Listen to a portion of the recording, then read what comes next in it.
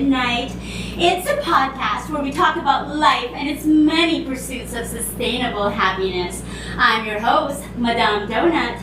Now, I've warned you before and I'm warning you again. This podcast might make you hungry or horny or both. So please put the kids to sleep because it's about time the adults get to play. So tonight, you guys, I'm very excited. I have two of my favorite friends as guests. Now, if you've seen my story prior to the show tonight, you might have seen a little video of what happens when they're both in my donut shop. The last time they were both here, I was covered with sticky chocolate sauce.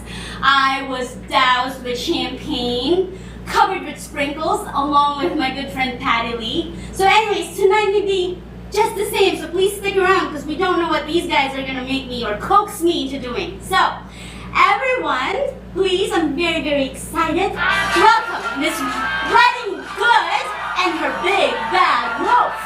Come on, you guys. Woo! Yeah! Woo! Hi, guys. Hey. Thank you so much for joining me tonight, especially at the very last minute. You guys have been dancing pretty much all night.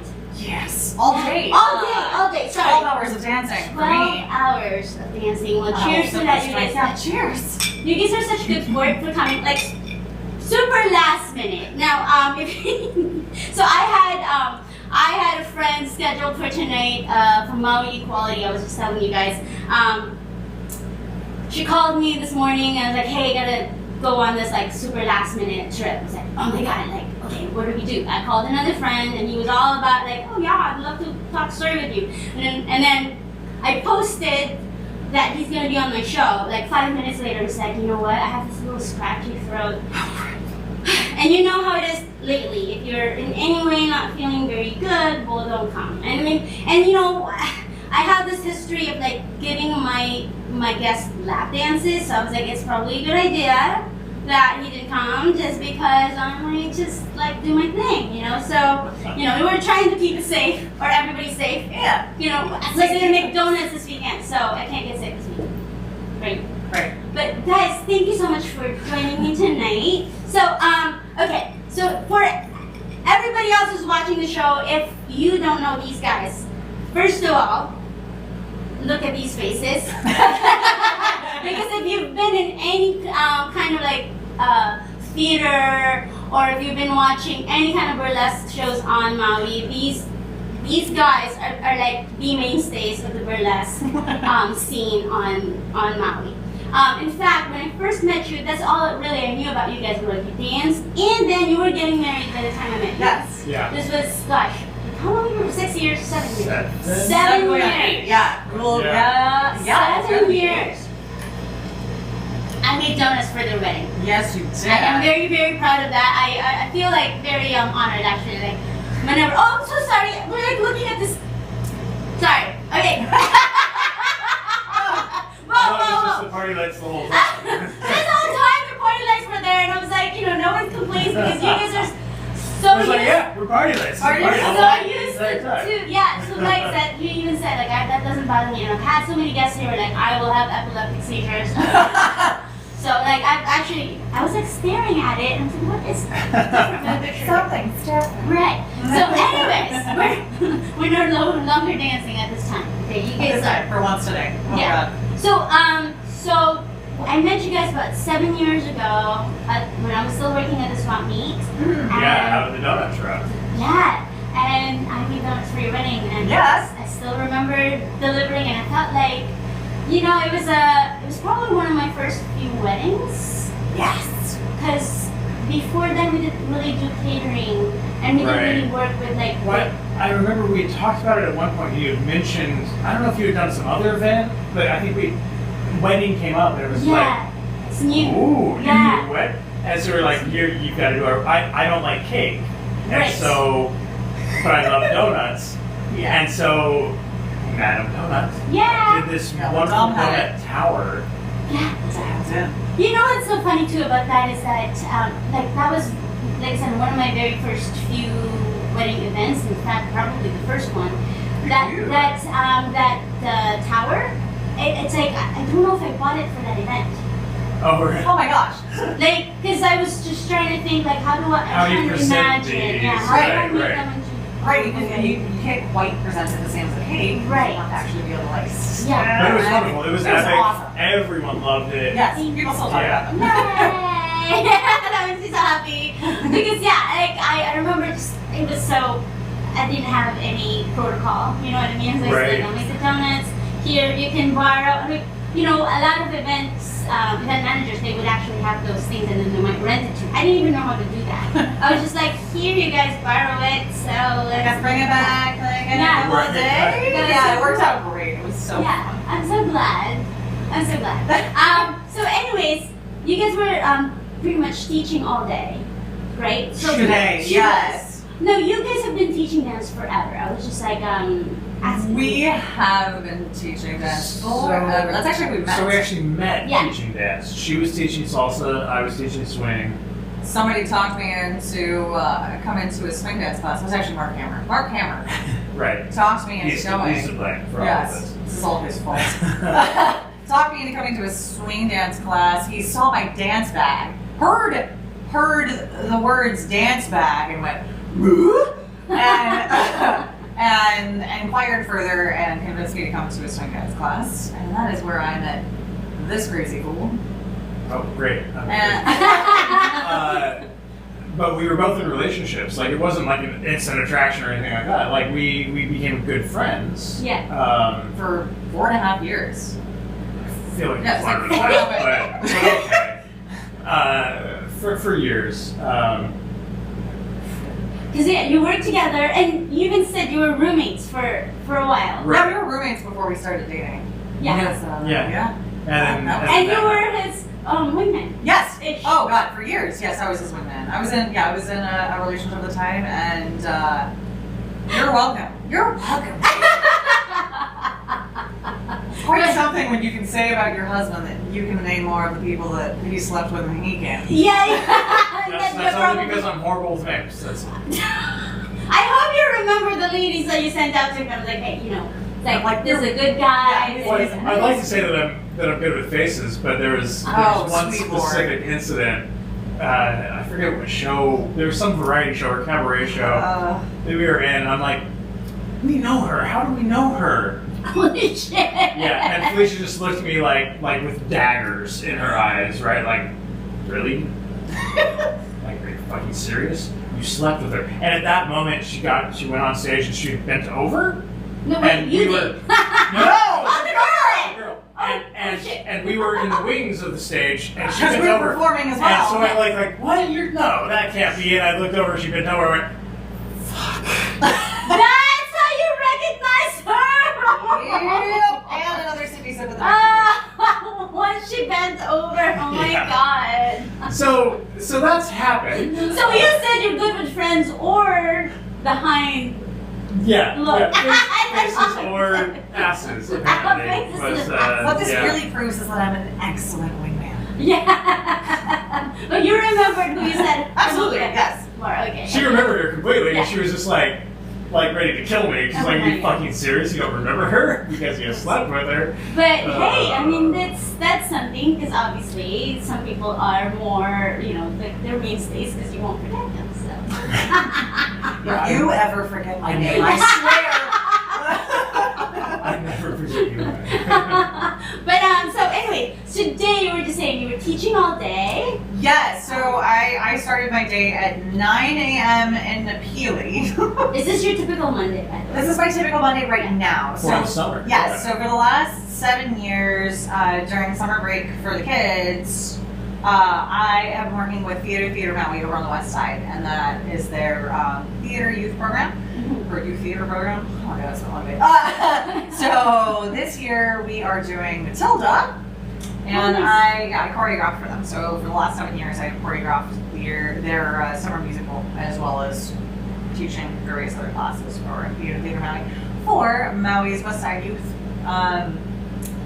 So I started there. I was there until probably about 2:30 this afternoon. Rocketed my way back over to Wailuku, let the dogs out, made a couple of phone calls for the studio, and then went over to the studio and prepped to teach my other 3 classes for the evening.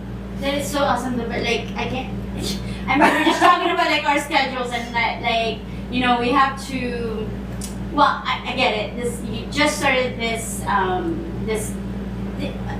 new business. You opened a new dance studio, which, by the way, while I'm thinking about it, I'm going to do this because I will forget about this later. So tell us a little bit about White Kapoo Dance Works. Okay, so this is all brand new. Yes. So, yeah, my best 6 friend, months. other than Jason, Yes. my best friend Amanda and I opened a dance studio on January 3rd of this year. Still technically COVID times.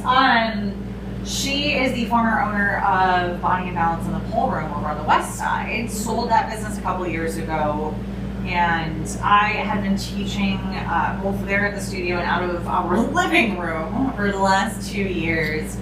Was basically running out of space in our house, and Jason was getting tired of coming home and dodging like legs in the living room. Right? Like it sounds like it would be phenomenal. Oh yeah, come home from a day of pole work and dance construction, and classes. I come home and there's these women doing pole dance. but in reality, that means that I Hide grab a in beer the from office. fridge and I go hide in the office, or I go hide in the bedroom, so I'm not interrupting the classes going on. So ideally it sounds wonderful, but in reality, and so a buddy of ours, actually, one of the other members of Cabaret Cocktails, Lily Olay, her fiance was looking at buying property, ended up buying the old, what was it? It was Maui Pasta Company, Oh, and yes, it was yes. Cafe 808, and way back when it was the old Fukushira store. Yeah. And he ended up buying that property and reached out asking if I was interested in possibly opening a dance studio. Well, so he called me because he does construction as well, but he's focused mainly on residential. And this property it's got a house, it's got apartments, and it's got a commercial space. And I've done more commercial construction. So he called me just to kind of check it out with him, make sure. Consult, yeah. Yeah, it was all good. And I'm like, I walked through, I'm like, wow, do you have plans for a space? Because at this time, we've been working with a real estate agent to find a commercial space for a dance studio. Oh, so you've been. We've been in the process. Yeah. Okay. And I'm like, do you have plans for this space? And he's like, well, kinda, but maybe not. Like, there's options. I'm like, Especially because it was set to be like a commercial kitchen for a while, right? Yeah. right. Yeah. And so, he ended up calling me to go look at it, make sure it was a good investment, and then we ended up leasing the space from him for so, it was perfect. So now we lease half the commercial space. He had me come and check it out and look at the space itself, and just with the way the structure is set up, it's perfect for a dance pole and aerial studio, and that's what I do. There's all kinds of beams and trusses that help support the root system, and it was just perfect. So I walked in to the space, basically said, "Uh-oh." So I guess we're doing this, and the timeline was absolute insanity. If nothing else speaks of the amazing sense of community on this island, the fact that we were able to call in so many favors and build out and open a studio in 6 weeks? 6 weeks? Really It was under insane. that. Really was under that. We were supposed to get in there shortly after Halloween. Correct. Oh, that's right, yes.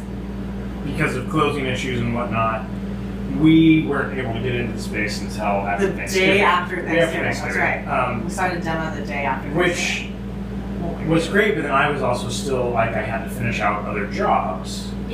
So we did a little bit on the weekend here and there, but I wasn't really able to get into the space to start rebuilding, doing what needed to be done to make a dance studio until the second week of December.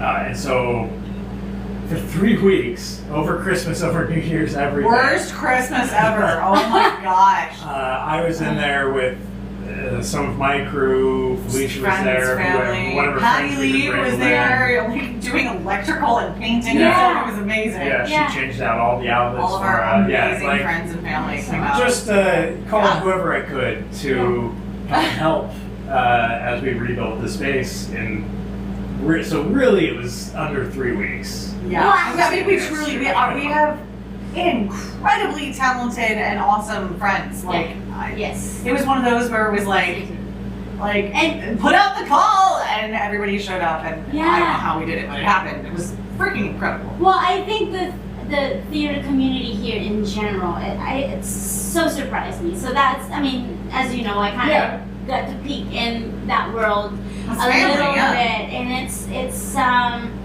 so interesting. First of all, everyone, I feel like it attracts like the multi-talented, crew of people, right? Because to do theater, it isn't just like you go in front of the camera and then you do your thing, but Right. like there's a lot of moving parts that as an actor on stage you have to be a part of, right? Right, Like yeah. moving stuff Yeah. around and then building a set. It's like kind of almost like a side skill you have to have. Oh, in yeah, theater, it's right? kind of that. I'm Yeah. saying, like, at community some, theater, at some yeah. point, Community Yeah. theater. if you are involved in community theater, at some point you're going to be doing something. Yeah. You're It has helping to with do with costumes, you're creative helping with sense. set, Yeah. you're helping Yeah. with props, you're Yeah. helping with Yeah. something. Yeah, like So you have hands multi-talented on. people. For sure. And there was a large part of the theater community that came out to help paint or to help Yeah. with Put in whatever. flooring or clean That's- things. And yeah, it was such a blessing. We have so many friends who believed in us and cared about us enough to come and put in some solid work and helping Yeah. us open. I think that is what I talk about this all the time about Maui and how that is one thing so special about this place. Is that Oh, for when you sure. do find your community or your tribe, like we say. Yeah. I think just in general, we are a very community oriented. Like when I first moved here, I remember people would just come up to me when I started. We were in our little donut mobile. People Yeah. would just come up to us like, "Oh, have you heard of this?" And that they knew that we were new in the circuit, and people would just come up to us and tell us about an event we could possibly do. Yeah. We didn't know. All we knew was like we do the swap meet because we already had our tickets for it, our space. When we bought the donut mobile, the couple that had the donut mobile before us already had a spot locked in swap meet and Fourth Friday in Keating. So those were two gigs we knew we could do regularly, but private all these special events we didn't Yeah. know. Yeah. I don't know. I just kind of basically thought, we just want to make donuts. Of course, we're gonna like a food truck idea. Just made sense. It's a good It's a good entry- start good into it. start, Yeah, for sure. But the getting connected into the network I didn't know anything. of these people producing these events and these people here Yeah. running these events and I did everything. not know, yeah. But people would just come up to us and tell us about it. So that's like I said, that's so special about Mommy. Because it's about what can you It do for really your is. community? Yeah, everybody Yeah. comes out to support when they can. How they Yeah. can. Because We it's have so such a small, tight-knit- tight-knit community. Yeah. Yeah, Yeah, and it's like I love that. I feel like part of that comes from the fact that we're such a special place and that we are so remote. Like everybody really does rely on each other. Like we live on a rock in Yes. the middle of the ocean. Yes, I totally agree, and I also always say that that is also already one thing we have in common.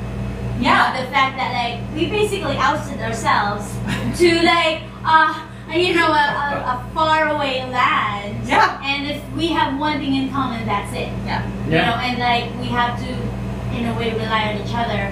And the last 2 years, this is going to be our conversation forever for a very, very long Right. time. At least our generation, that COVID changed our lives. All of us. Completely. It's For sure. touched us in some way or some level. we all And- had to switch. Yeah, switch gears, and that I thought was one of the more eye-opening or reminder how small we are and how far away we really are. Yeah. Because we forget. Yeah. When you think about how infrastructure is built Yeah. on the islands at this point, we could be in states in the mainland. Some of the like I said, the infrastructure and how easy it is to get what you want. Yeah. Right. We're other than of course things that we gotta get shipped here. But on an everyday basis, what you need is very typical of what you get Yeah, in for most sure. More or continents in the less. US. But then when we were shut down, it's hey, whoever's here, they'll support each other. Like small businesses buying from each other. Yeah. Just like Even Oh, yeah. friends, like everybody suddenly had a garden. Yeah. And we were trading like our chicken's eggs. Oh my for god! produce, Hello, and- you guys. if you ever see, like, if you're following me, you will see that a few times I've gone to their house, and I got chicken eggs. Okay, Yes. so like right out of the butt. But Fresh eggs. Yeah, farm Fresh. fresh butt nuggets. yeah, but nuggets from their backyard. Which, by the way, they were feral chickens, right? They were completely Most- feral. yeah. Yeah, these were like just out and about These on are our a hill. step removed from jungle fowl. There you Yeah. But they're love that. unlike our feral cat populations here on island, we don't have an easy way to control a population of chickens. Yeah. So, having been a former veterinary technician, my theory was if you confine them to a place, you can take the eggs away and control them procreating, which has definitely helped. Which is Yeah. helps. Is Yeah, I that basically domesticated them and like know that? Yeah, well, more or less. and the chickens can actually be pretty affectionate. Oh my I gosh. drive Jason crazy. The only problem is that now we've got a couple coops, but one large coop full of hens. They're all roosters, But that means yeah. all of the neighborhood roosters now hang out Oh around the coop. my Because they're gosh. like, hey Because this is where all the ladies. babies are. We basically have the Yeah. gentleman's club of chickens Oh for Wailuku. my And so it's like, I'm going to solve this problem with all these feral chickens. I'm going to build a giant coop. She'll put all the chickens in the coop. And we did. And it was great. But now all of the damn roosters. Holy shit, I never thought of that. Like, yeah, of course. Yeah. It's just nature. But I mean, the boys are also there. I hate to say it, the boys are the more affectionate ones. Of the chicken kind. Yeah, they're the little snuggle bears. My friend. Well, I case in point, we went off island for Jason's sister's wedding back in February, and we were gone for a couple of weeks, which was insane, by the way. If you've ever opened a business and then left, Then like, go. If Yeah. you open a afterwards. if you open a business Oh my January 3rd and then went on vacation February. How did you do that? I am a crazy person, and my business partner wanted to kill me. Yeah. Murder, like murder. It's But I like was having like, a newborn, look, and then this being like, vacation was- hey, see you in a This couple vacation weeks. was planned before this business I was, know. so we're going on vacation. We were gone for a couple of weeks, and we got home, and it was like our first few minutes home, and I remember walking around the side of the house, and one of my boys, and this is my little asshole rooster. He's such a jerk. He's super got Napoleon complex. My tiniest rooster, he's a little jerk. And he came running around the side of the house, saw that it was me, realized it was me, ran to me, flew into my arms, and like snuggled. And I was like, oh shit. All right, well. And so now it's a pet, and I can't get rid of it. Well, I mean, you get chicks, little chicks. Not that you need any more, because it's like all We do this get chicks on occasion. It's difficult though. I mean, we still have a lot of feral cats, and we still have tons of mongoose. Mongoose is the plural of mongoose. So how do you And- deal with them? Because they're We they're- have two big dogs. They're which part are- of nature. We've got our Yeah. two dogs that like to chase both the cats and the mongoose. yeah. They have been trained to only chase the chickens. The boys when they there's fight. a problem. And Interesting. so at first, one of our dogs was bred and raised as a hunting dog, and so she has a very big prey instinct. Yeah. And Yeah, at she's- first she's- would just go after, kill a few chickens. Oh, It's very upsetting for the former veterinary Yes, technician Mama that I would be am. very upset. But we've since trained her, and it was hilarious because at one point we got back from hiking or the beach or something, let the dogs out of the back of the truck, and there was a hen with some chicks, Yeah. like off the driveway a little ways, and the dog ran straight to him, pounced in the middle of them. Felicia's running. yelling like, "No!" She pounces, scatters them all, but doesn't bite them. Yeah. Looks back like, "I didn't bite them. I did what you wanted." Felicia's yelling, and I was like, "No, good girl. That's a good step." But now she like. It's funny because she definitely has this like guardian / grooming instinct. Yeah. And when the boys are like, when it's that season, when it's time for them to start knocking chicky boots, the boys we'll scrap sometimes, and if we hear it going on, we can let Zaya outside, and she knows to break up the boys. Like she goes, she'll hop in the center of them and make sure like she separates them. So she'll like chase one away, way, she'll come back, chase the other one. Right. And she separates them, breaks it up, and it's very effective. And if like one of the roosters is hassling at him with chicks showing out and go handle it, like she's pretty good. We also the backside of our property is all terraced. Yeah. And there are places that I can't get to very easily, and if there's a problem, the dog can get down those terraces no problem and handle it. So if like a chicken's being cornered by a cat or a mongoose or something is going on, I can get the dog down there in 2 seconds and she'll just handle it. Yeah. Wow. She's way too smart for her own good. It's annoying. Yeah, but she's been wonderful. Like she just kind of she's figured out the job that we want her to do and is happy to take it on. And it's very proud of doing that job. Yeah. She actually gets really confused when the roosters don't run away. Like what? There's been a couple times that the roosters are scrapping and they're like so invested in fighting each other. Of course they do. They got this tunnel. Even though there's this 60-some pound dog standing over them, They don't care. they're still just like, and the dog's like, Hey, what? Hey, Run! hey. Why aren't you running? Run away! Right? I'm the big dog here. Yeah. Like, I'm not supposed to bite you, but run away! oh my gosh, did I introduce you, by the way, I found a fellow kindred spirit, a crazy chicken lady, who's also a super foodie. If you don't follow Drinking with Chickens, you should. Drinking with Chickens? She has a book, I have it, the recipes are amazing, check it out. What? She's a crazy chicken lady, also has dogs and cats. And she's here on Maui? No, she's in California. Okay. But makes really good cocktail recipes. Wonderful cocktails, stuff you would normally you would appreciate. So like she has this excellent like spiced radish martini. There's a lavender really and butterfly French 75. But the book is fantastic, and our chickens are a part of it. Like, in all of the recipes, there's a picture of the cocktail with the chicken somewhere in it. Anyway, she's nuts, and I appreciate her greatly. It's so funny because every time, well, my mom's calmed down a little bit, but obviously, in the beginning of COVID, this one of her concerns, like, are you okay? Are you eating? Like, do you have enough food? It's like, Mom, there's so many wild chickens here. Like, you taught me how to catch them if I have to. I can take these chickens out. Yeah, they're not terribly intelligent. I mean, they are. They can be trained. They can be trained. But as far as catching them, no, they're not. They'll do anything. Yeah, I mean, you can. You totally can. I mean, where are they going to go, right? I mean, you're just going to entice them with a little, I don't know, piece of donut or something. Oh, that'll do it. Yeah, that will entice anyone or anybody.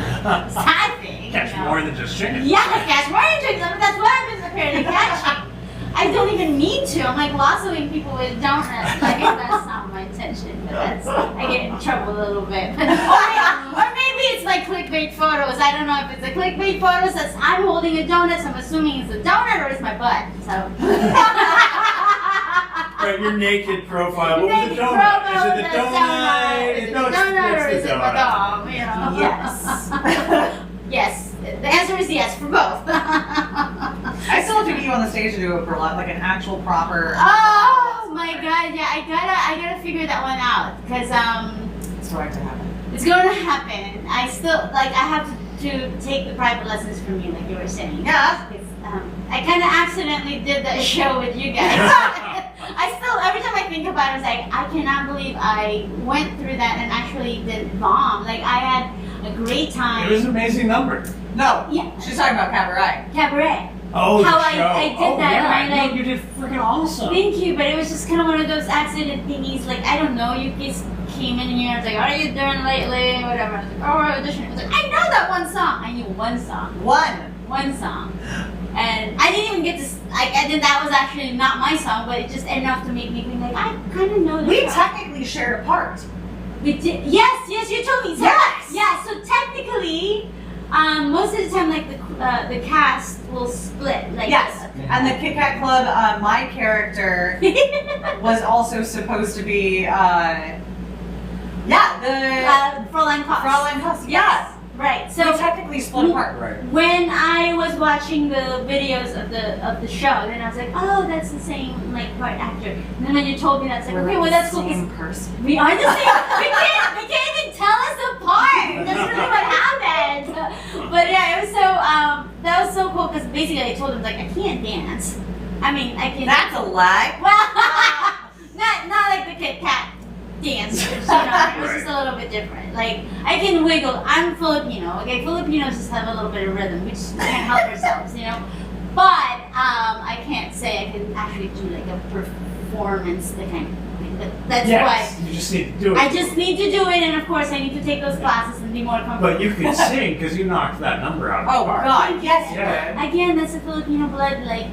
Right, put a microphone in her hand and she's got it. yeah, and it's like, I always say that if you're Filipino, your umbilical cord was attached to a karaoke machine. So whether or not you can actually sing, you'd be at least comfortable, like, you know, belting out the, it may not be like the best sounding thing, but you will do it. It's like Sunday, it's almost synonymous to going to church. So maybe you go to church first and then you come Right. home and then you turn on the karaoke machine and it's just like, and all the neighbors are doing it so you can't touch. Right. That's just what we everyone's did. doing it. That's what we did. It was so funny. And and they say that Filipinos actually invented the karaoke machine. It's just that the culture of singing along a tape was brought to Japan, and the Japanese perfected Right. Took it on and. the machine that does it. Because when I was a kid, I remember we had this thing called multiplex tapes. So basically, so the for however they recorded the music, the track would be separate from the vocals Right. Yeah. and the background music, so that you can separate it. Like basically, what I did when I was a kid, I would just turn off one of the speakers, right? So Yeah. it goes to left and right, right? Right. So you turn off one of them, and you just have the music. Yeah. So I grew up with this thing. We didn't call them karaoke at the time, and then I think a lot of Filipino entertainers would work in Japan, and then they brought their tapes, and then the Japanese were like, "Oh, wait a minute, this is something we can like, Take and play with yeah, it. you know how they do And- it, like yeah. they make things better." Better. Right. So, That's yeah, a good and Take then whatever concept you and can- love it and make Yeah. it theirs. Yeah, and now actually for the show, oftentimes after midnight, I stay and do a little karaoke. Yeah, and that's why I call it karaoke after midnight. Ah, Yeah, makes I mean, you know, why not? Well, the show is called Madame After Midnight. I felt like inclined to stay after midnight and do something. I was like, what do I say after midnight? I'm not going to sing karaoke. Nobody's here to judge me. And then, of There course, you I go. host it, and then they can just judge me. That's okay, too. I don't mind.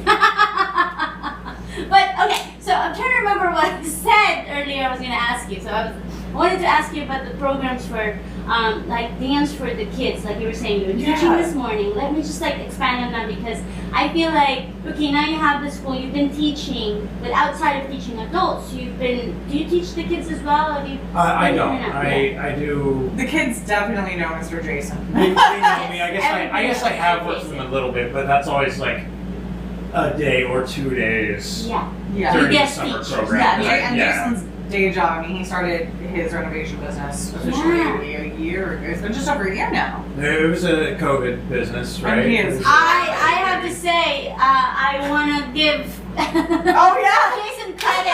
Guys, you're gonna think, like, this whole setup here is basically Jason's, okay? So, you know, the funny thing is basically, I came to you, I said, I wanted like a set, Yeah. basically. Yeah. Because I started doing cooking lessons. So I Yeah. wanted a space where I can kind of film something. So, Boom. you know, under these beautiful like sheets of fabric that my friend Bobby gave me to cover my stainless steel table. This is actually a stainless steel table. This is a prep table. The Yeah. bar used to come all the way. All the way That's right, here. yeah. This was just a wall. Yeah, and Jason built this door here that only I can walk through without hitting my head. That is, look, in case anybody Yes, needs it. because Right, it oh, was yeah. like as reference, you can hurt herself going through that thing.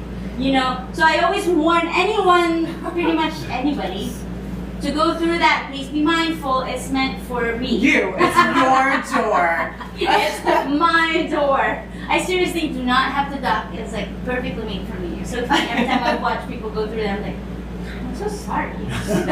I forgot. But what I love about that is that was actually your idea, because originally I thought I just wanted like a little window. Right. Because my idea was like, wouldn't it be so funny if I'm cooking and I'm like, hey, I'm out of sugar, and somebody just like comes out the window just handing me sugar. And I thought that'd be really cool. However, that's probably impractical because I won't always have somebody hand me anything. Right. So I have to have a door to go through the freaking thing and have the sugar myself. Hey, I need some more sugar. Right. I was like, oh, go get I it need yourself, some bitch. more. Yeah. And it made the entire kitchen setup more workable. Yes. So Yeah. thank you so much because now I love this setup because it serves me three ways. Three ways. First of all, on Saturdays for Donut Dynamite, I used to have to warm up my cheesy hammies, the bread buns, in that oven right there. Yep. So now I have a little oven here now. So I warm up everything here, and now I have this table. So I fill the malasadas on this table. Nice. I have a freezer right next to you, Right. so I make the ice cream malasadas right here instead of Having running all back. back, running over there. So this is super perfect for my Saturday setup, and there's a fridge here, so everything that I need, I don't have to go past this space. And then during prep, if I need to access, so when I do my cooking lessons, the fridge is right here. Yeah. And when I do food prep for the Madam's Larder, do the cooking lessons, it's right here. So I have my cameras all set up pretty much very similar to how I have the podcast set up. Perfect. But it's like basically like a studio. It turned into the studio.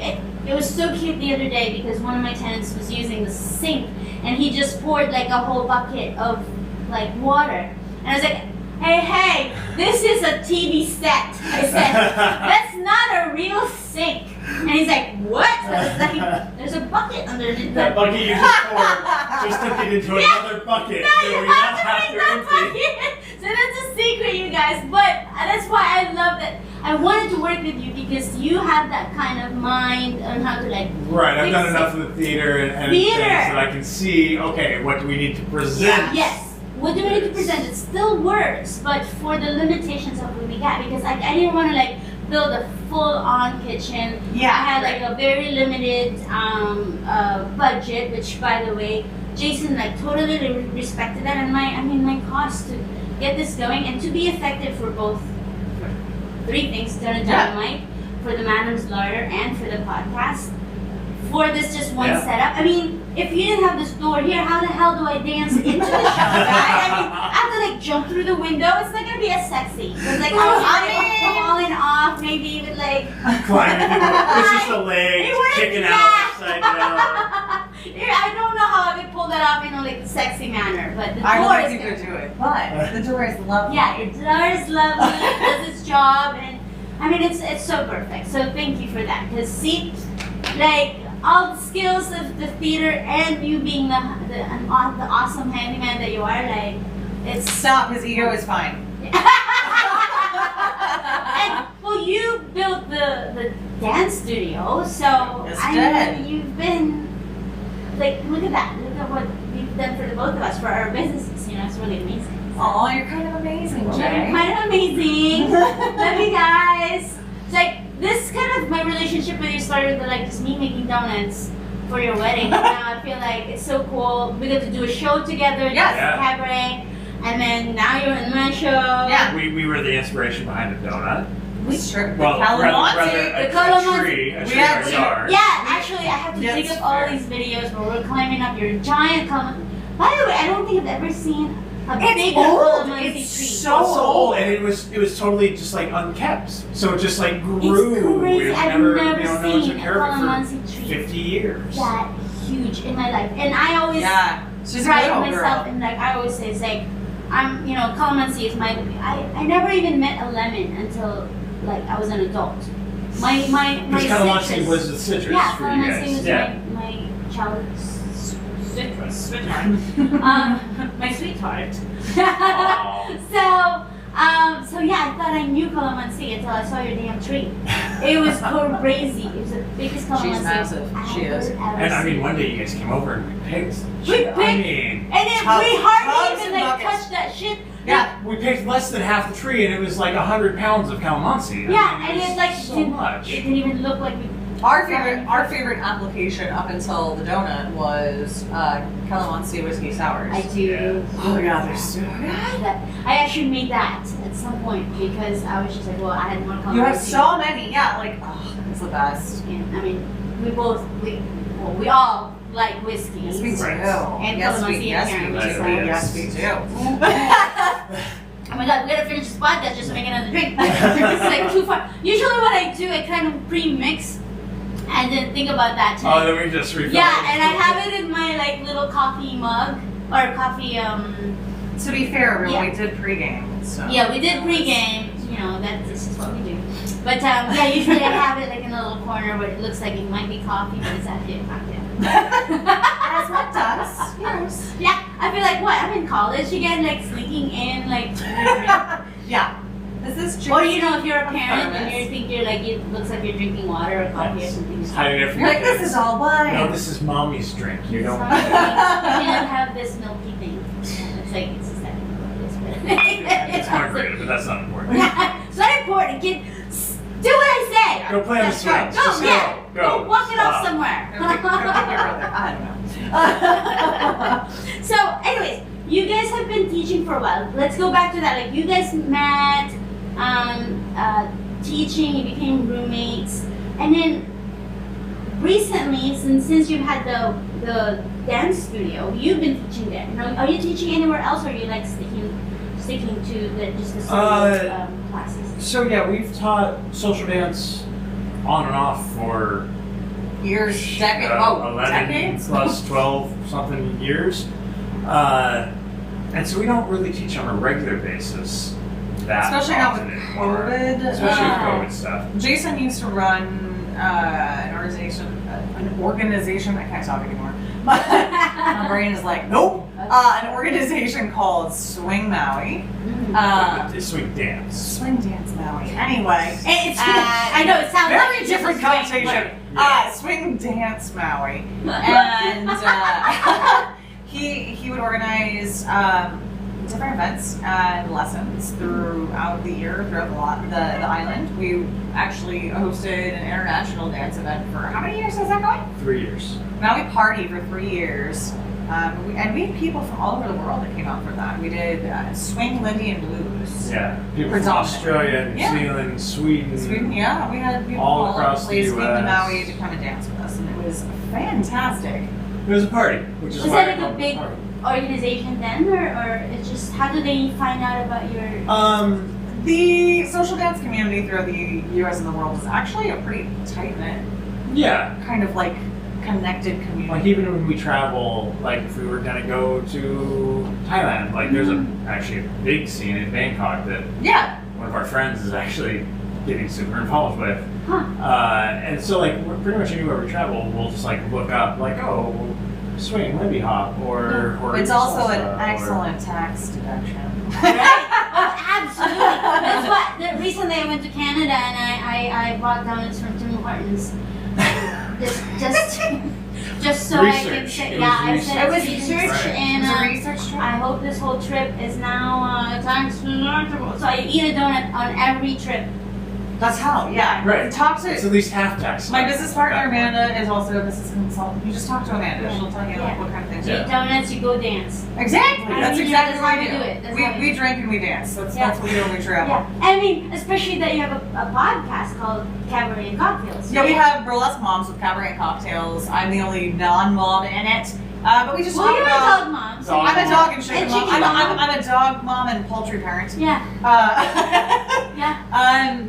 But I'm also like I'm a very proud designated auntie. I like But it. we talk about all Right. things basically that have to do with being female and just being a member of society in today's day and age, while also indulging in the occasional striptease in front of strangers and friends. That's what we do, and I have an awesome group of ladies that I do that with. Yeah. I want to talk about that a little bit, because just before the show, we were, I love that your day started with teaching kids. Absolutely. And then progressed into teaching pole dancing. Pole dancing and then salsa. Yeah. And Right. here we are. Yeah, and then here we are in Madame After Midnight, which is like Eating a very- donut paninis and drinking whiskey. Exactly. Like, so I love that because that is something I said that it's the kind of conversation I want to be, bringing up to people because I have this, this like layered, I keep talking about like my different personalities, like how, like I have Donut Dynamite and probably for that it's very PG or Yeah, like, for sure. You have a lot of kid fans, like a lot of kids come in here, children, they look at me like, oh my gosh, I'm their best auntie. Yeah. I'm so colorful, I'm like the real life cartoon character for them, which I am, and I enjoy that so much. And then progressing into like, I have the Madame Splitter, which they teach cooking, and it's all about the community. The Madame Donut, which gets a little extra naughty a little bit, and then we have Madame After Midnight, where like my mom, I almost thought I was gonna block her off the stage, but thank goodness she's kind of like grown into this. Oh, It's yeah. okay. It's okay Right. now. If anything, she thinks it's funny. She recognizes that you are a multifaceted Yes. human. But she used to like freak out about that, I can completely relate.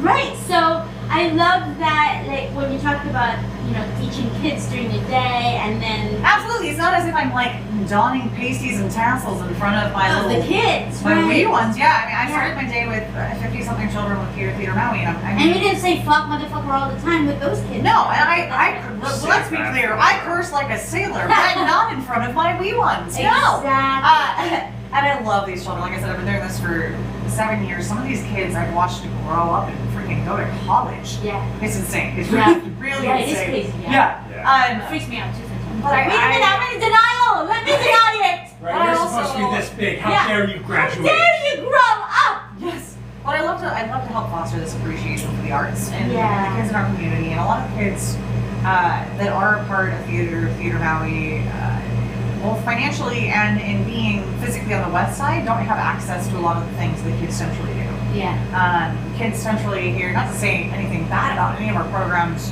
in the central area. I mean, we have Maui Academy of Performing Arts here. Maui on Stage has an excellent kids program, which I think their teen program is just starting up. I believe they're getting ready to do a show at the end of September. So if This you've is got by kids- MAPA? This is by Maui on Stage. Maui on Stage. MAPA, actually, their show opens this weekend, this coming weekend. Their summer kids program. They did Shrek this year, so if you want to catch that, MAPA's show opens this weekend. And then our West Side kids get to put their show up at the Bozig Center at Maui Preparatory Academy next weekend, the following weekend, the weekend of the 21st, 22nd, 23rd, and 24th.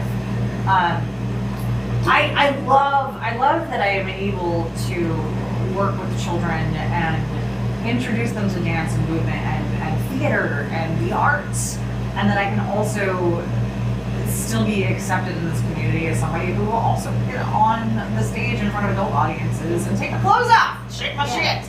Yeah. I can be all both the of same those person, things. yeah. Yeah, it's all the same person. And there are appropriate times and places for both of those things. And I feel like I have a really awesome group of people behind me that recognize that and don't judge. Like, Yeah. it is okay to go and work with these kids and teach them the foundations of some of the amazingness that is theater and the arts, and that I can also teach women and men alike to be empowered in their own sexuality and their bodies. Yeah. So I have like basically two questions about that because I want you to. I feel like a lot of people have I don't know if it's a misconception, but people don't understand burlesque sometimes. Yeah, there's definitely a stigma. Yeah, there's a stigma to it. So both of you do burlesque. You've been doing burlesque for a few years. So like, how do you define burlesque for you guys, and why do you do burlesque? Considering that there's a stigma to it. Like, 'cause sometimes you just want to feel like I don't want to freaking fight this stigma. I just won't do it, right? But obviously, you love it enough to continue doing it. And I know you guys as individuals who are like, I love you guys, and like, I think because I'm also in some way a performer, I don't see it as like what most people see, like, or think of, like, oh, Yeah. they take their clothes off. Right. It's not. Which you don't have to. I mean, burlesque doesn't require removal of clothing. Yeah. One of Bourbon Lane's most popular numbers, she doesn't act as a mime and literally removes nothing. She just pantomimes taking everything off, and it is awesome. One of my favorite was when we saw on Honolulu Burlesque Festival, lady singing as Cookie Monster and like eating the cookie, and like I think she removed her hood.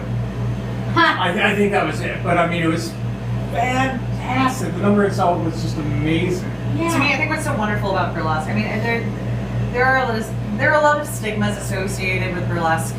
Burlesque's roots, I believe, were really in the Victorian era. And in the Victorian era, I mean, sexuality was not embraced publicly, as they were covered head to toe. I mean, courting was ridiculous. Sex and bodies and nudity were a very taboo subject.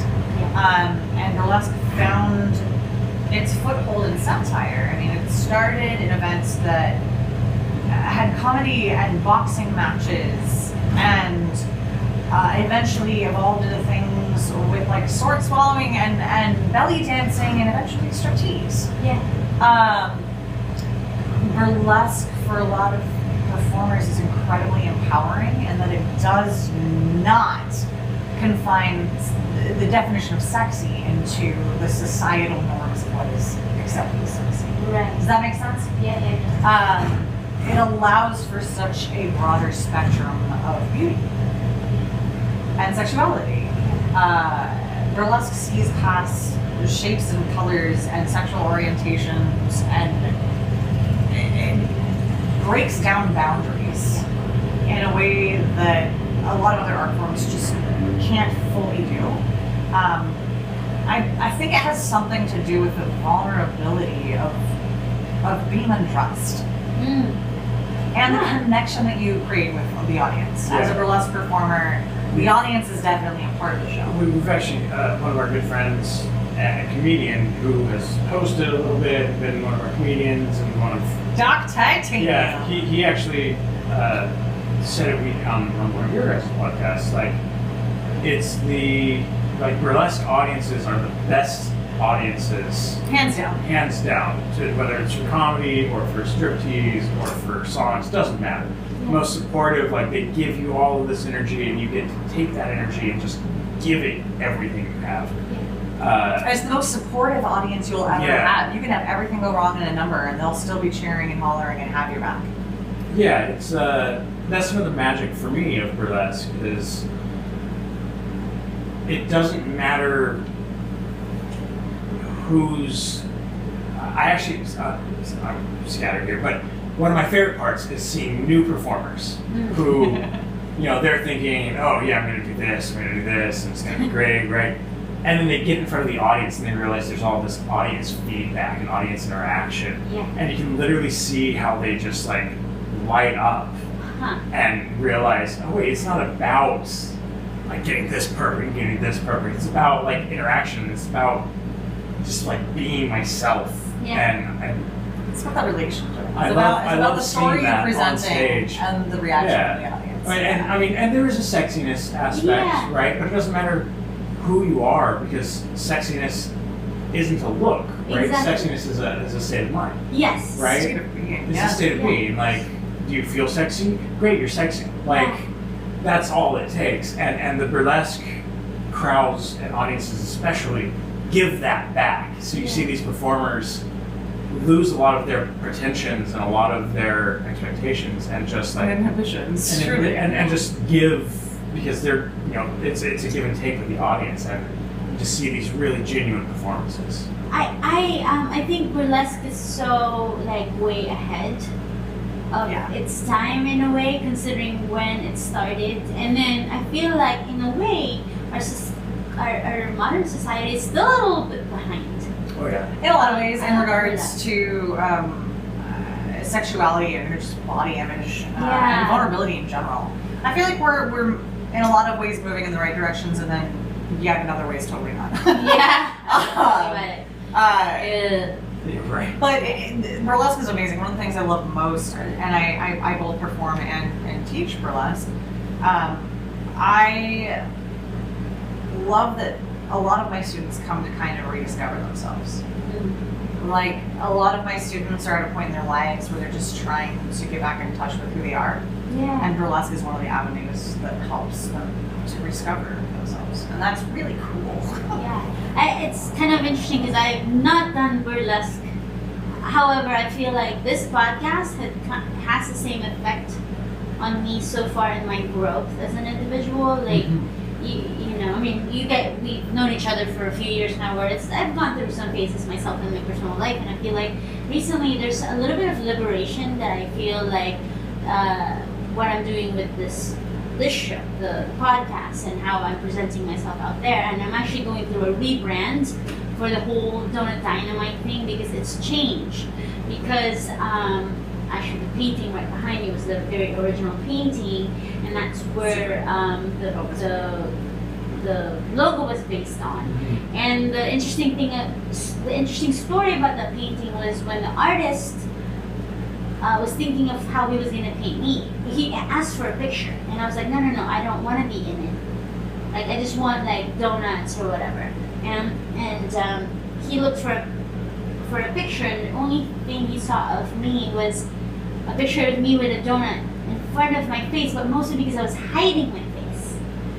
And so anyways, he drew that, and I loved it, and then I'm like, okay, I guess I'm cool with my face on it as long as that's what it looked like. So there's like a story behind that kind of look. And then now that I'm rebranding the new logo, which, you know, I haven't presented out in public yet, I'm more like open-faced, presenting the donut. And at first I was shocked.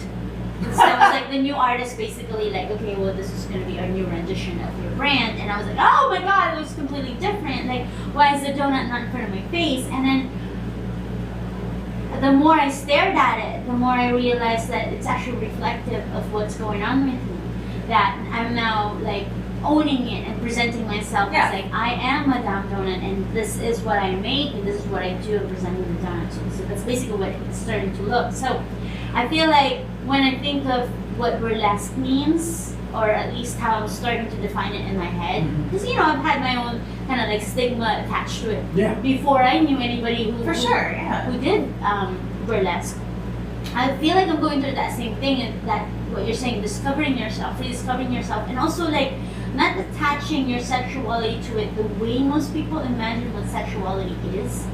You know? And when I tell people like, when I put myself out there, I'm not looking for a date.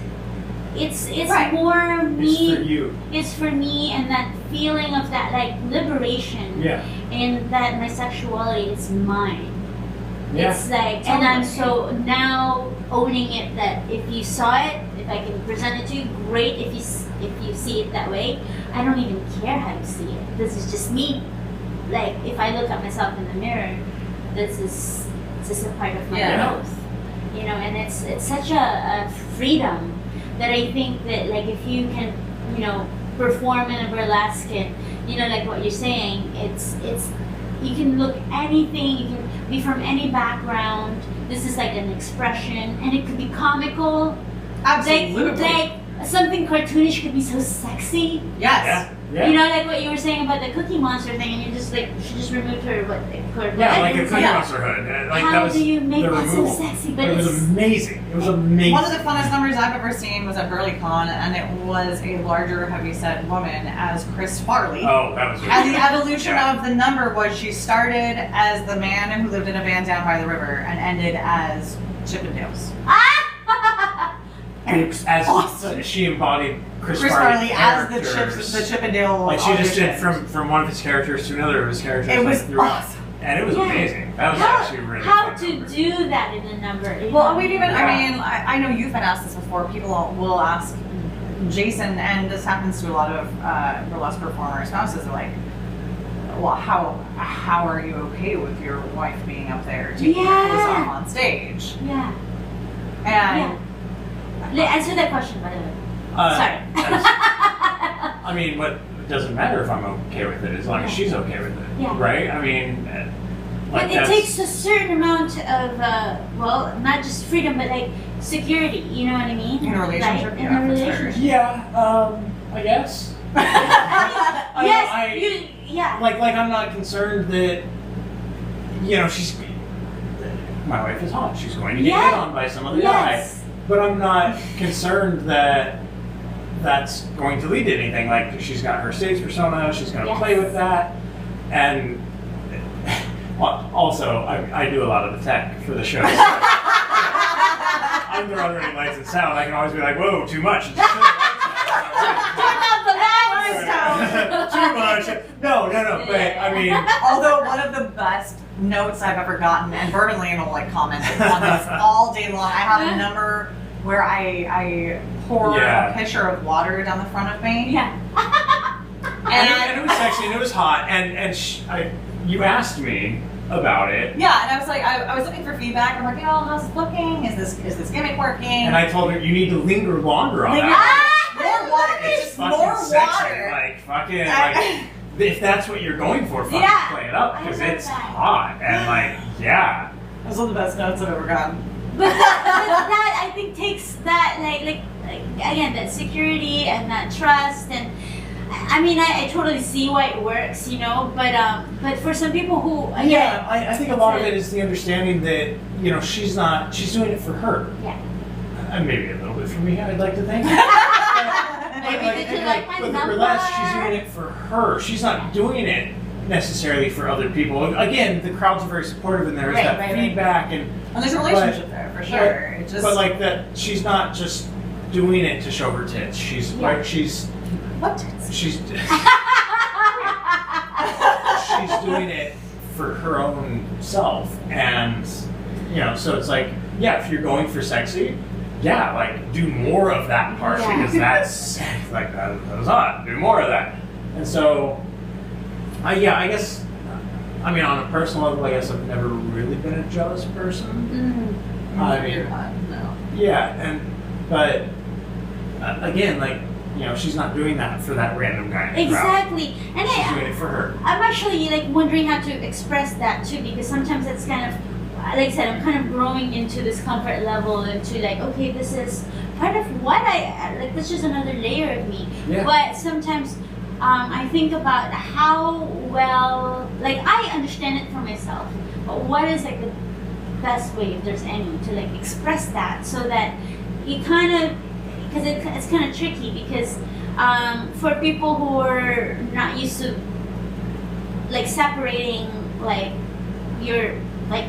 Me personally, like I said, I'm not looking for a date, right? But people, especially on social media, will kind of see that as like, oh, she wants that kind of attention, which is really interesting because it really has nothing to do with that.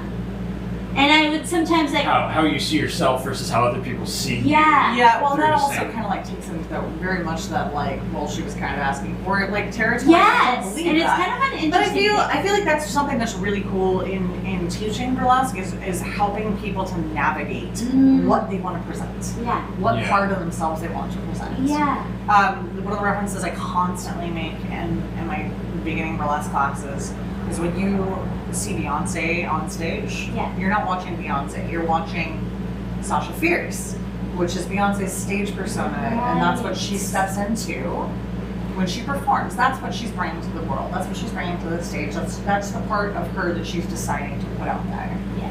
And it's very much the same for your stage persona or personas as a burlesque performer. It's not uncommon at all to have multiple different characters to snap into. I mean, even myself, like I am part of Cabaret and Cocktails, and the things that we do as a team together are different than some of the pieces I would do as a solo number as Miss Epsball, which are totally different than things that I do with Jason when we dance as Miss Riding Good and Her Big Bad Wulf. My sister is also a pole and burlesque performer. She owns a studio in Boston.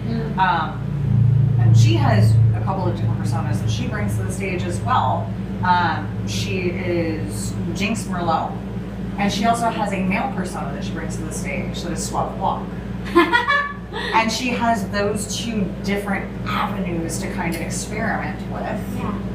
And when she is Jinx Merlot, like it's kind of a different vibe than than Soir Blanc when Soir Blanc is on stage. And much kind of different, she means it's a completely different vibe. Yeah, they're different people. They're different performers. Yeah, and talk about like learning how to navigate that. I am kind of in a way still learning it for myself as well. So I'm really curious about how you actually do that as a performer, because yes, I'm a donut chef. I'm a chef, so that is another role that I uphold when I am cooking, and it is what I do. Slinging donuts. When I'm making donuts, and then now that I'm doing this, I remember. Do you know Shaggy?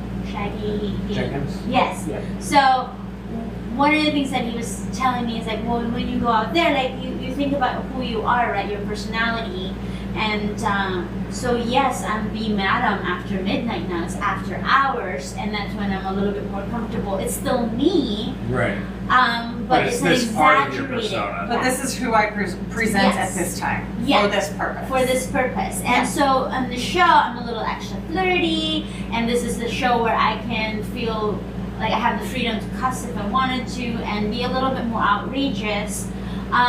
And it's an exaggerated side, a version of that side that you probably won't see during the day.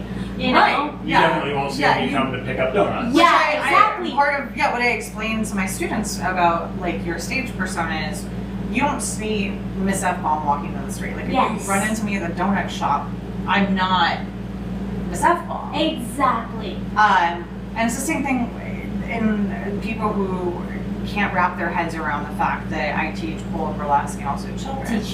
What I'm bringing to the kids is completely different than what I'm bringing to the stage when I'm taking my clothes off. Yeah. It's still the same person. I'm still Felicia, but those parts of me are different. Yeah. They're in different categories, and they're presented to different people for different reasons in different situations. Yeah. And I'm still kind of learning that too, because recently I was like, okay, I had a crush on this guy. I still have a crush on him. But I think, and I don't know, I've never actually talked to him and asked him what he thought, but I think he sees me as this, I'm like Madame Donut, everybody knows me as Madame Donut, and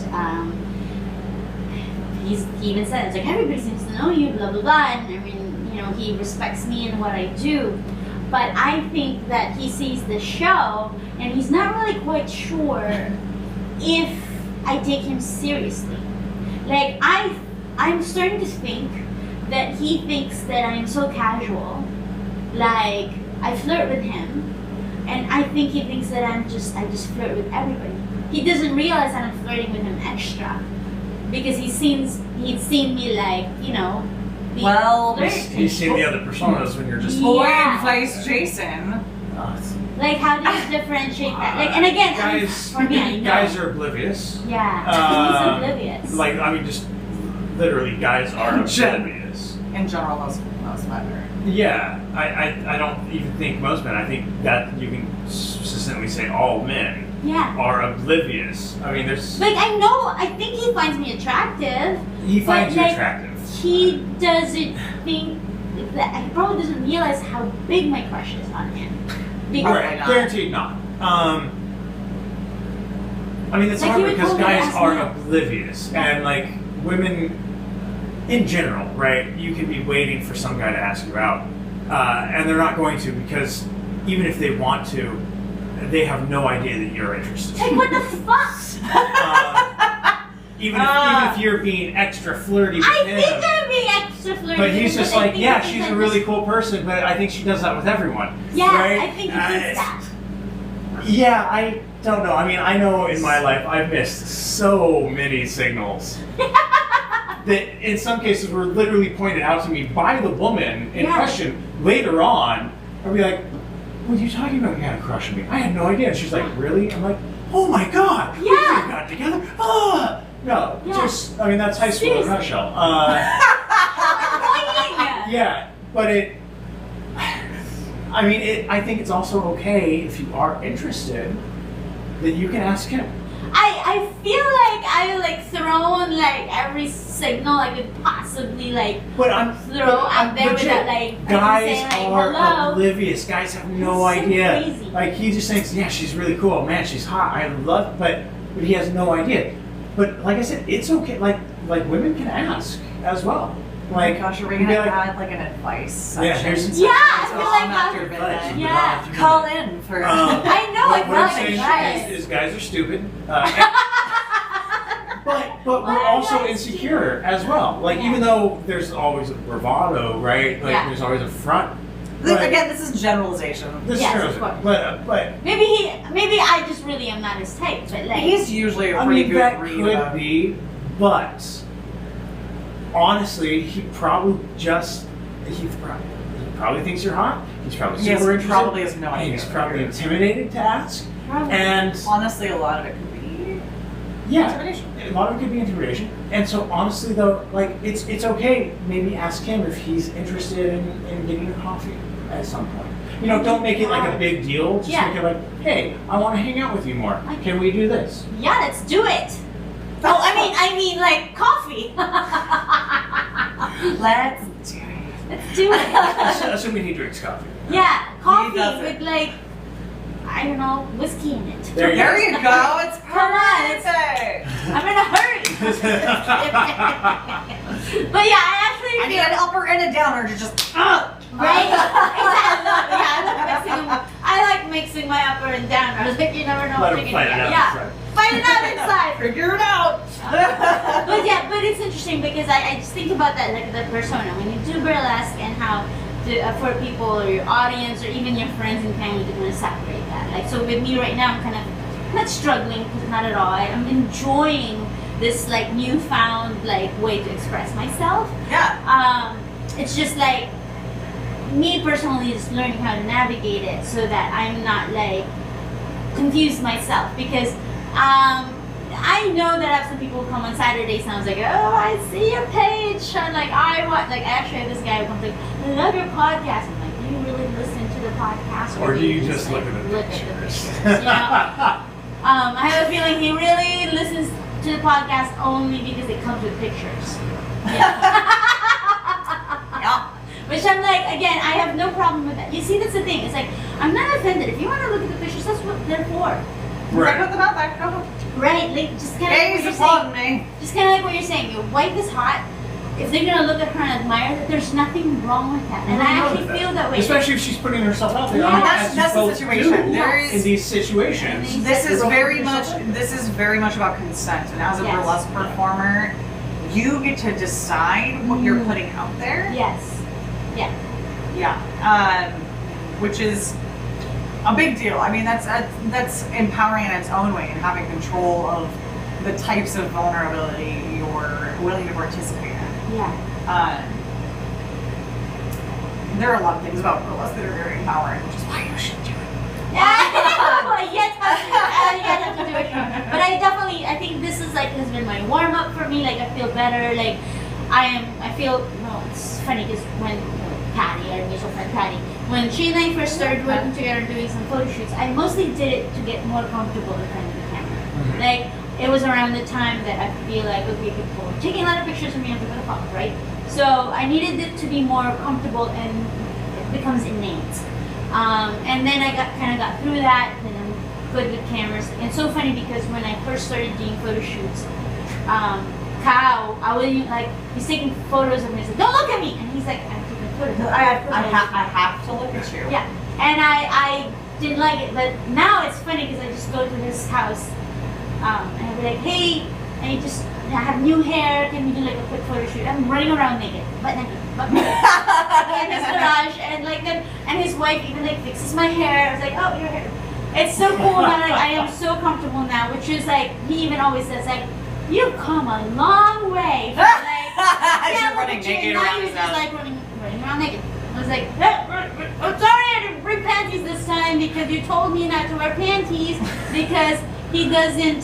He said he doesn't fix wrinkles.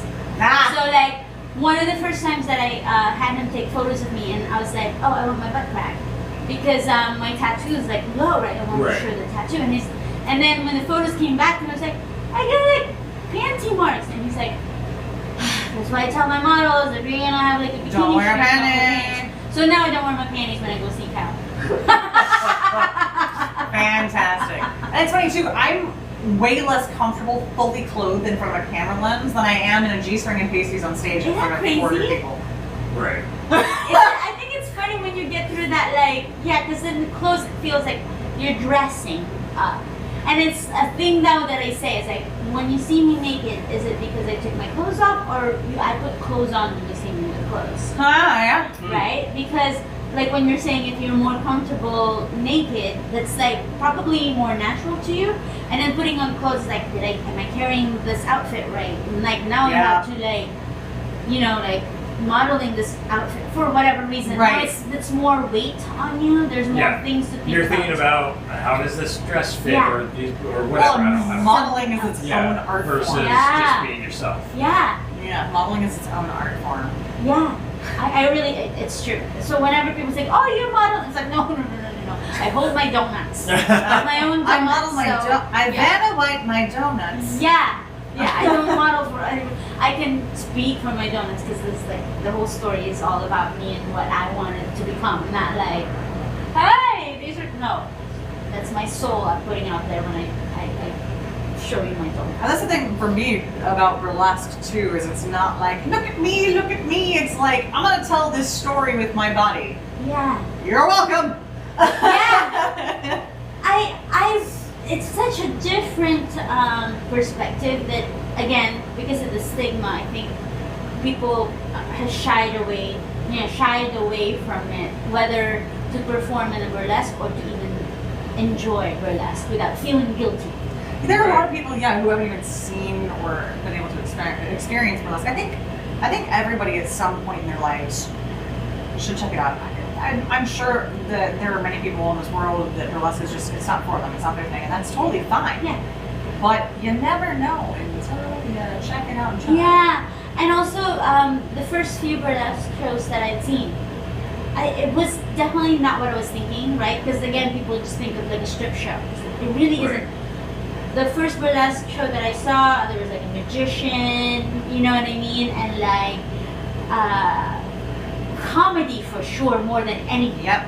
I thought it was funnier than anything else. It's like farcical how they even do the sexy. Like, yeah, I'm sexy, but I'm like exaggerating it so much that it's so comical. Yes. Yeah. To have that, like, and again, what you're saying, that anybody can be in like a different shape, different look, can be in a burlesque show. That's one of the things I love about it. Is that first of all, it's beyond, like, it's before its time. Now that we're talking about like, oh, you know, you can be of any shape and any color or whatever, you can be beautiful. This was before we're talking about this stuff. Before we were having this conversation, burlesque already had that. Right. Like, and for them to be comfortable about stripping, and you're not the typical model type or whatever. You're not the magazine cover. Exactly. Yeah. And yet that freedom to be able to do that, and not take yourself too seriously. There were just a couple of performers in Burlesque Hall of Fame that were competing. One of them is in a wheelchair and did an epic number. One of them has recovered from a stroke and doesn't have like full use of her facial muscles. Yeah. Like, has partial face paralysis. Yeah. And kicked ass. Like Yeah. got out there, rocked it. I mean, and it was sexy as hell. The person in the wheelchair as well. Like, it's burlesque is and can be accessible to anybody. Yeah.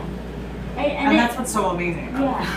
Like you said, I think most everybody should experience it, and you know, one way or another, whether be a performer Or an audience member. Or an audience. That's a whole Because nother awesome experience in and of itself. I feel like the more people would learn more about burlesque and understand the culture of it, would have, I feel like it's actually educational on many levels, like in our society. Like, a lot of our hang-ups It can tell you a lot about yourself. Yeah, Yeah. for sure. are hang-ups, you know, and I think that, again, it's so liberating to know more about it, to know you guys, and actually, I mean, I did a completely different show, but to put yourself out there, and like you said, the vulnerability is, I think, what makes it so beautiful. Yeah, I agree. Yeah, because you're telling a story with that, like putting yourself out there. Like when I first did that, like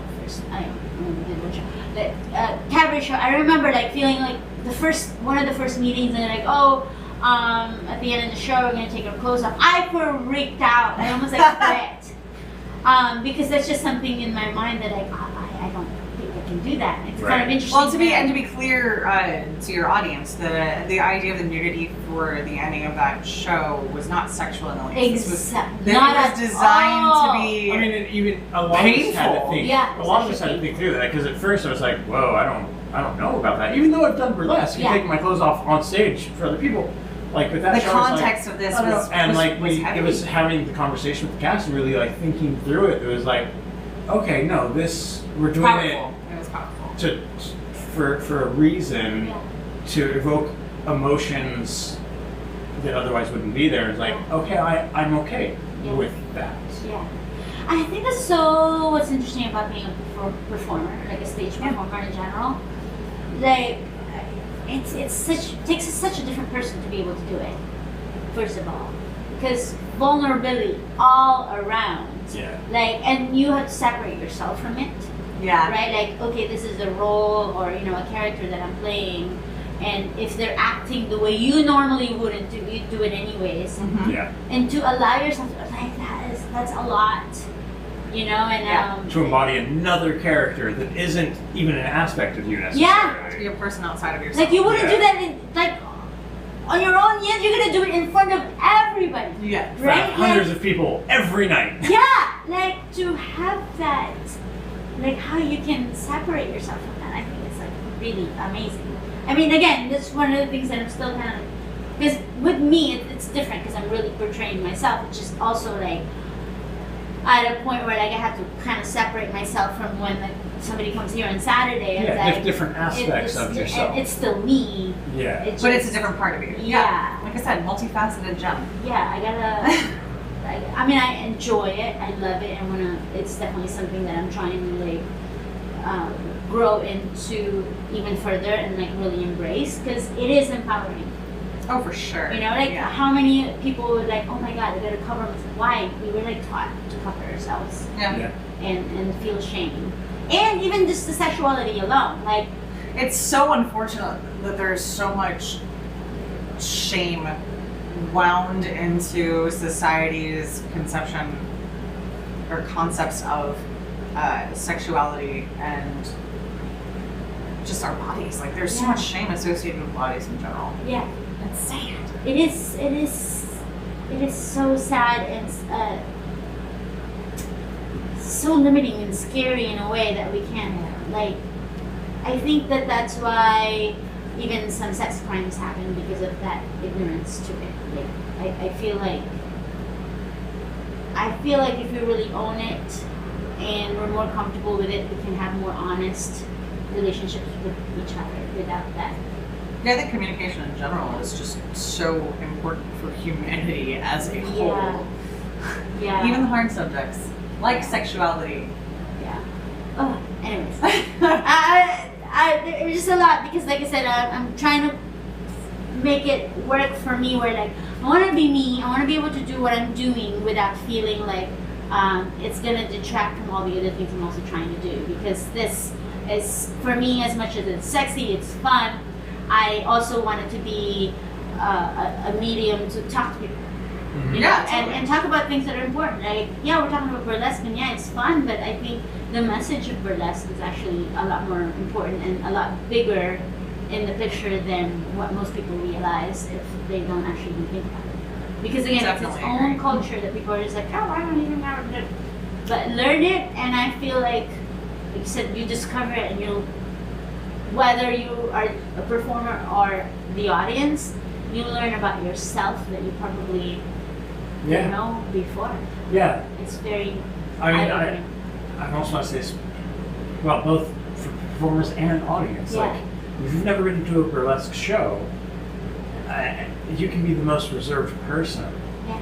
but then you're there and there's this accepting vibe and just a supportive vibe, and you will be one of the loudest people cheering, and you'll be like, was that me? Was that me? That was me. Yeah. You know, because that is a part of you Yeah. that, you know, maybe in other parts of your life isn't there, but then in the burlesque show, yeah, Yeah, go you for can it, do it. You can, Yeah. And so it's accepted, it's welcoming.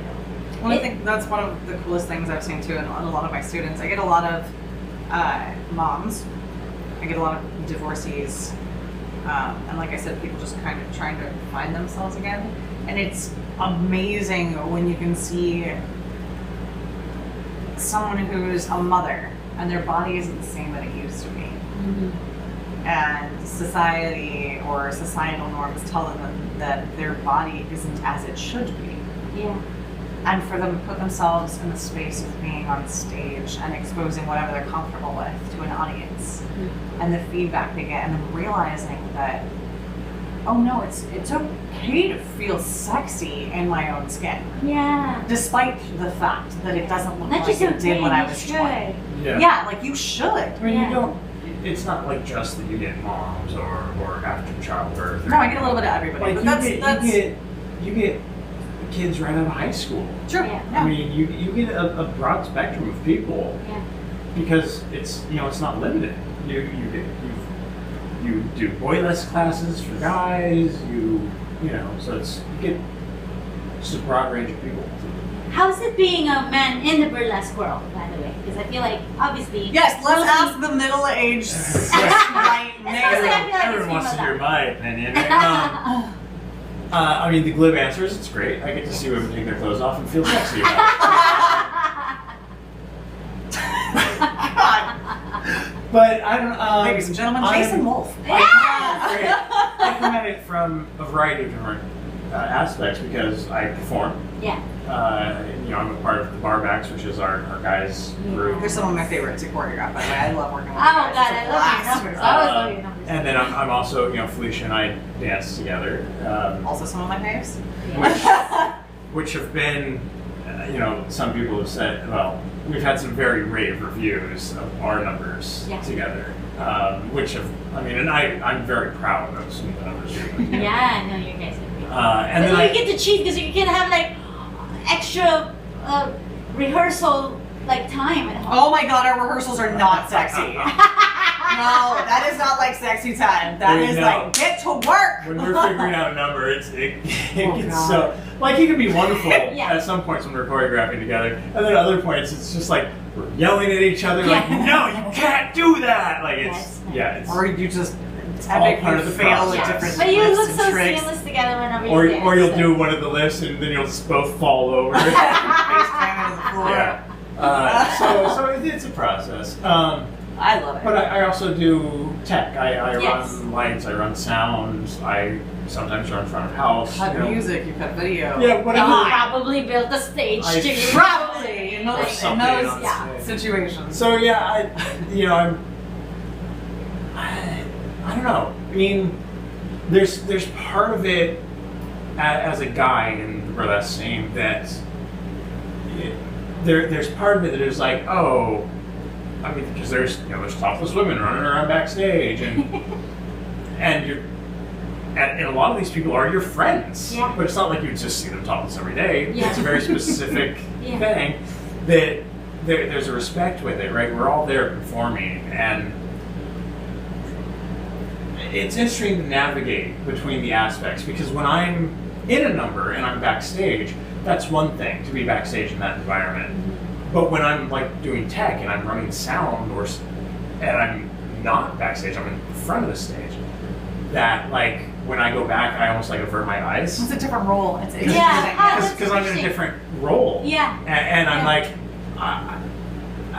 I'm not supposed to see this now. I'll see it when it's on stage. Yeah. But it's not something that's being offered to me. Huh. Yeah, that's interesting. That Yeah. is And so it is interesting as a guy. And Dr. Titanium has stories about this. Chino, Eric, a lot of our male performers, we have stories about this because when you're pandaing, when you're on stage, and when you're a performer, it's one thing. Yeah. But when you're there as support, it's a different role, and it's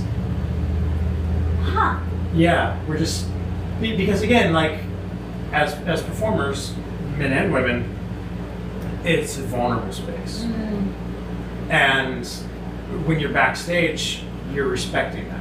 And you're vulnerable with them. And you're, as a performer, you're vulnerable with it. But as someone running tech or running security at the door, that's not your vulnerability to share. Yeah. And so you try to be very respectful and like, oh, they're Well, and changing backstage, outfits. I'm gonna be facing the corner over here for a moment, you know. and backstage at a burlesque show is, and I'm on this. I've had people who have participated in shows before who are known for being really down on themselves or insecure, and that has no place backstage in a burlesque show. And I've sort of guarded my backstage environment very fiercely to help like bring our performers into this safe space. Backstage at a burlesque show is some of the most body positive, encouraging, got your back no matter what, awesome pit crew that you could ever encounter. Yeah. And it doesn't matter what's going on or who's back there. Yeah. Everybody's all in it together. Everybody's in that vulnerable space together, and everybody's got your back. And it's this awesome, powerful thing. Yeah.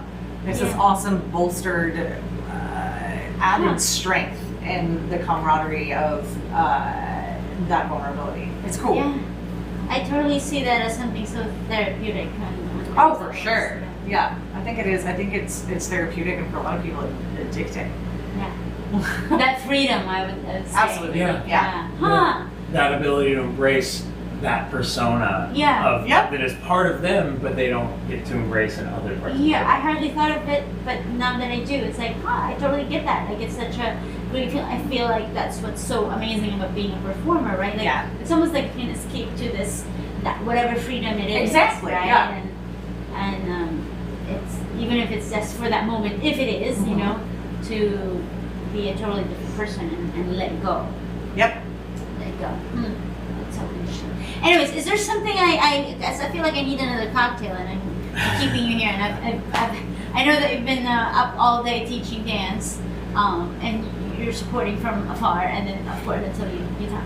I love that you guys teach your class. One of these days, I feel like if I find a partner, You do not need a partner. I don't. No. I just go in there because I can't partner dance. Well, that's why you take lessons. I know. To learn how to. If you already knew, you wouldn't need us. I know, but it's so true. And I wouldn't have a job. I'm kind of like not a control freak, but like I can dance on my own because then I don't have to step on anybody's toe. You know what I mean? So I feel like with the partner dance, especially like men, basically like lead you. It's a conversation. It's a conversation. It's a conversation, but it's learning new skills. Yeah. Because I mean, as the Being basic led. beginner level, it's lead and follow. Yeah. But as that gets more advanced, it's a conversation. For sure. Like. So for the two of you, because obviously you've been dancing forever, like, do you sometimes tell him like, hey, push me here or pull me there or whatever? Or my body, yes. Yeah. So it's not like she's telling me yes. do this. But there's There's physical feedback. communication. Yeah, there's actual physical I'm feedback. listening to what she wants to do, and she'll be like, a little bit of this. I'm like, oh yeah, that's cool. I wouldn't have thought of that. Yeah. And then I can build on that. Yeah. And so where I don't have to think about, what move am I doing? Because I'm also listening to my partner and what she has to say. That's really cool. That should be like a relationship, like freaking. Yeah, therapy, social dance, period. legit. Social dance is an exercise in nonverbal communication. Yeah, but it's true, right? That should be part of like therapy. Like, how do you couples therapy? Like, how do you move with each other? Like, without. Well, I mean, like you're saying, social dance it's nonverbal communication, and each social dance, like the beginner lessons, is the vocabulary. Yeah, right? That's a good one. Like we just did a salsa class, right? And so the vocabulary, the foots, it's 1, 2, 3, 5, 6, 7, right? The basic lead and follow, right? Building the vocabulary to have a conversation. And then you can start like grouping your sentences and have. Yeah. But you have to start like a baby learning a word. Yeah. Here and then you're learning forming how to put them sentences, together. and then you're talking with someone, and then you're hosting a podcast. And we've come full circle. Yes, like a donut. Oh my God! And we're done.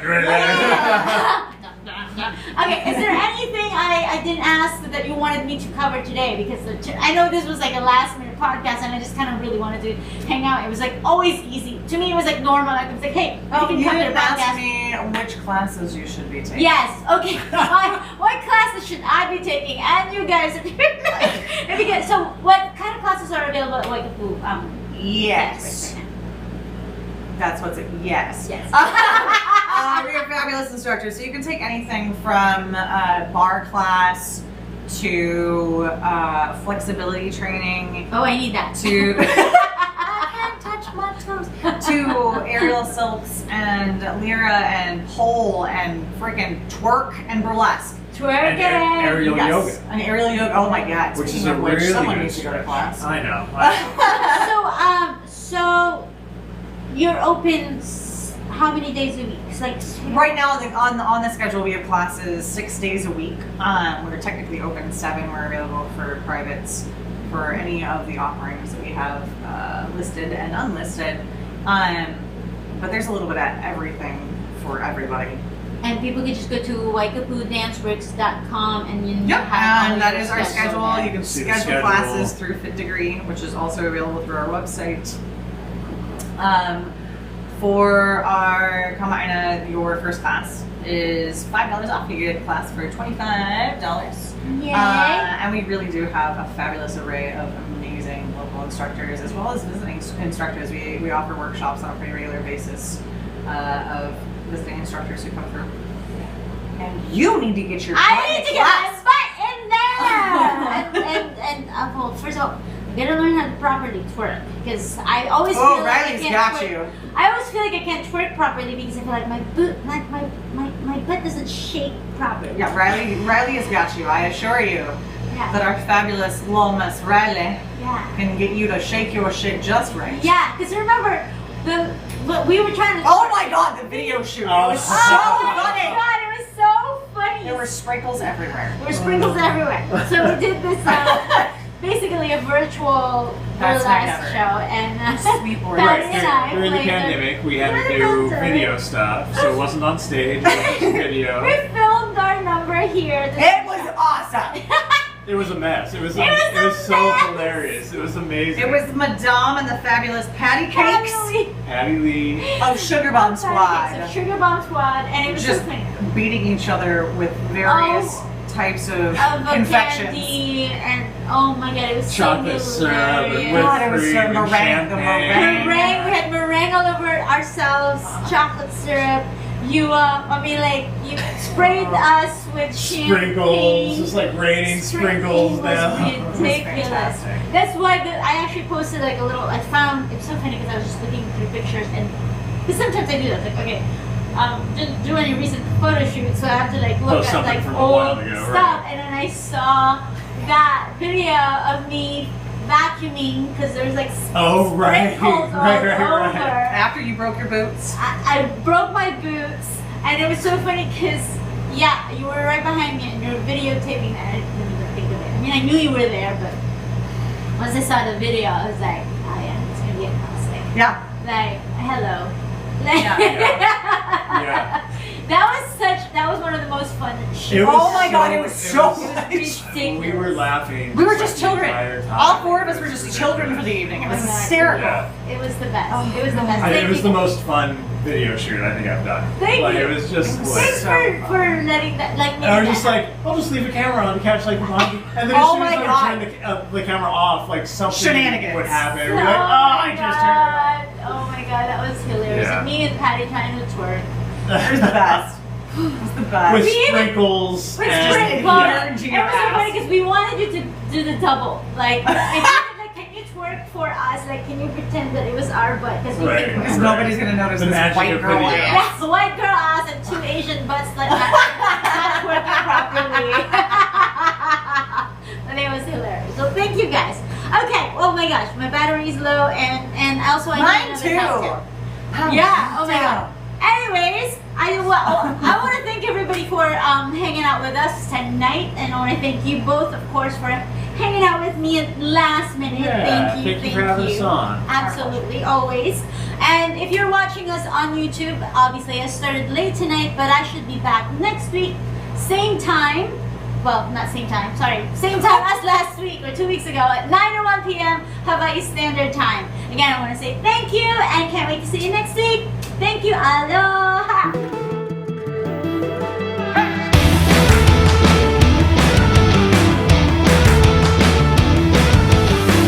Let your crazy come out just a little bit. I can see by how you're moving that you're feeling it.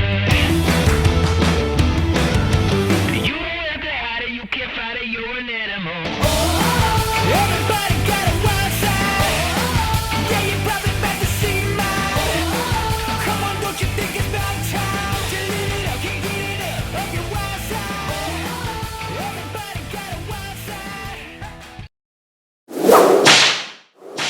Fly down the entire Yeah, I report. realized it like halfway through. Okay, I think the I was camera. like, yeah, it was mostly like it's below. I realized